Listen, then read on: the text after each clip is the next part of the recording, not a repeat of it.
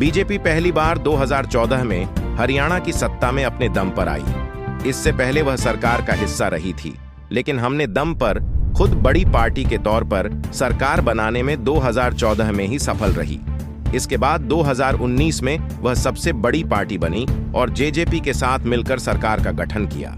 इस सरकार ने भी 5 साल पूरे कर लिए और अब 10 साल बाद बीजेपी एंटी इनकम्बेंसी फैक्टर झेल रही है।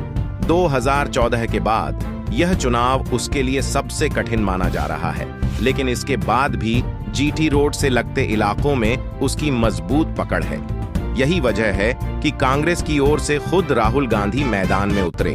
उन्होंने सोनीपत से लेकर अंबाला तक पड़ने वाले जीटी रोड बेल्ट पर फोकस किया और यहां यात्रा निकाल रहे हैं। कांग्रेस की विजय संकल्प यात्रा की शुरुआत उन्होंने यहीं से की और सीएम नायाब सिंह सैनी के गढ़ नारायणगढ़ से यात्रा की शुरुआत की। यह यात्रा कुरुक्षेत्र में समाप्त हुई और इस बीच 10 विधानसभा सीटों को कवर किया गया। इस क्षेत्र में कुल 23 सीटें आती हैं और चर्चा है कि 3 अक्टूबर को फिर से इसी इलाके में राहुल गांधी यात्रा पर निकल सकते हैं। हरियाणा के जीटी रोड बेल्ट में सोनीपत में कांग्रेस मजबूत मानी जा रही है, क्योंकि यहां जाटों की अच्छी खासी संख्या है। वहीं इसके बाद पानीपत, करनाल, कुरुक्षेत्र, अंबाला में भाजपा को मजबूत माना जाता है। इसकी वजह यह है कि यहां जाटों की संख्या सेंट्रल हरियाणा के मुकाबले कम है। यह बेल्ट ब्राह्मण, बनिया, पंजाबी, सैनी एवं अन्य ओबीसी जातियों के बाहुल्य वाली है। इन समुदाय में भाजपा की अच्छी पकड़ मानी जाती है।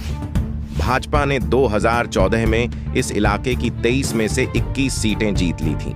इसके बाद 2019 में भी वह 12 सीटें जीती, तो कांग्रेस 9 पर जीटी रोड बेल्ट की तरह ही भाजपा को अहिरवार क्षेत्र से भी उम्मीद है। यह क्षेत्र गुरुग्राम, रेवाड़ी, महेंद्रगढ़ और भिवानी वाला है। यहाँ यादवों की अच्छी खासी संख्या है, वहीं ब्राह्मण भी अच्छी तादाद में है। कांग्रेस में जाटों का रुझान बढ़ रहा है, तो ध्रुवीकरण की स्थिति में अन्य जातियां इस बेल्ट की भाजपा के साथ नजर आ रही हैं। इसके लिए पार्टी के स्तर पर रणनीति भी बन रही है। इस बेल्ट में कुल 12 सीटें आती हैं।